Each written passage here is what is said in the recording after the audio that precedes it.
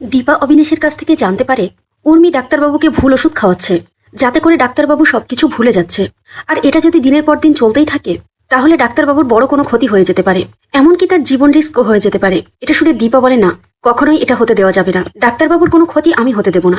অন্যদিকে সোনা ঘুম থেকে উঠে মনে মনে চিন্তা করে যে আমি যেটা দেখেছি সেটা চোখের ভুল নয় তো, নাকি রুডি সত্যি সত্যি রাতে এসেছিল।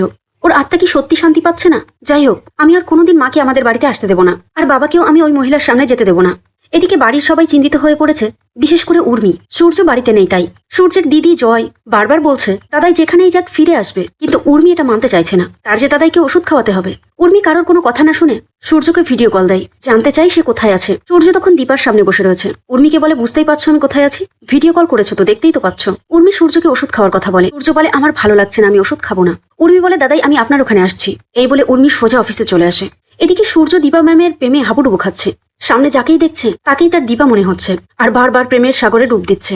শেষমেশ সূর্য দীপাকে কথা বলেই ফেলে, ম্যাম আমি না আপনাকে ভুলতে পারছি না, সব জায়গায় আমি আপনাকে দেখতে পাচ্ছি। এদিকে উর্মি অফিসে চলে আসে। পিছন থেকে বলে, দাদাই আপনার ওষুধটা খেতে হবে। দীপা উর্মির সামনাসামনি হয় আর বলে, ভুল ওষুধ খাবো বনু? উর্মি তখন বলে, দিদি তুই? দীপা তখন উঠে গিয়ে সাটে উর্মিকে কয়েকটা চড় মারে।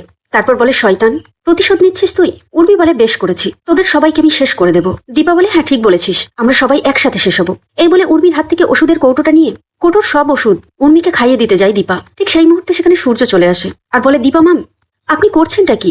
আপনি আমার ফ্যামিলির লোকের গায়ে হাত তুললেন। সঙ্গে সঙ্গে সেখানে সোনা, জয়, রূপা সবাই চলে আসে। সূর্য দীপাকে বলে, আপনি ভুল করেছেন ম্যাম, আপনি উর্মির কাছে ক্ষমা চেয়ে নিন, তা না হলে আমি আপনার সঙ্গে এই বিজনেস ডিলটা করতে পারবো না। দীপা তখন মনে মনে বলে, ডাক্তারবাবুকে সবকিছু জানানো যাবে না, তাহলে উনি অনেক চিন্তিত হয়ে পড়বেন। তাই সবটা মুখ বুঝে সহ্য করে নেয় দীপা। উর্মিকে সরিও বলে নাই। তারপর সূর্য সেখান থেকে চলে গেলে দীপা সোনাকে বোঝাতে চাই যে কাকিয়া তোর বাবাকে ভুল ওষুধ খাওয়াচ্ছে, কিন্তু সোনার রাগ তো সবসময় হাই র্যাঙ্কে থাকে। সোনা পরিষ্কার জানিয়ে দেয় কাকিয়া যেটা করছে ঠিক করছে। এতদিন কাকিয়া বাবার দেখাশোনা করে এসেছে, কাকিয়া ওষুধটা বাবার ভালোর জন্যই খাওয়াচ্ছে। তারপর সবাই বাড়িতে ফিরে উর্মি সবাইকে জানিয়ে দেয় যে তারা কলকাতায় ফিরে যাচ্ছে। এটা শুনে জয় রিয়াক্ট করে, বলে, উর্মি তুমি কাউকে কিছু না জানিয়ে এই ডিসিশনটা কেন নিলে? উর্মি বলে, দাদার জন্য এই জায়গাটা সেফ না, দাদাইয়ের জন্য আমাদের কলকাতায় ফিরতে হবে।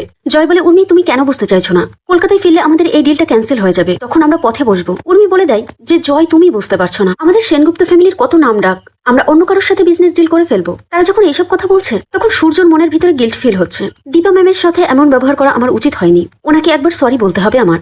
অন্যদিকে দীপা বসে বসে সোনা আর সূর্যের কথা মনে করছে।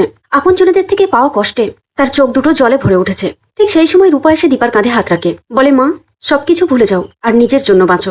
দীপা বলে, কি করে পারবো বল?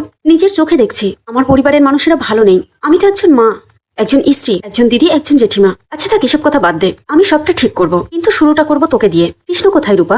ও কোথায় আছে, কেমন আছে? রূপার চোখে তখন জল চলে আসে, বলে, মা সোনা আমার জন্য আজ সাদা পোশাক পরে জীবন পার করছে, আর আমি সবকিছু কিভাবে রঙিন করে নিয়ে সংসার করি বলতো? এই জন্য কৃষ্ণ আমাকে ভুল বুঝেছে।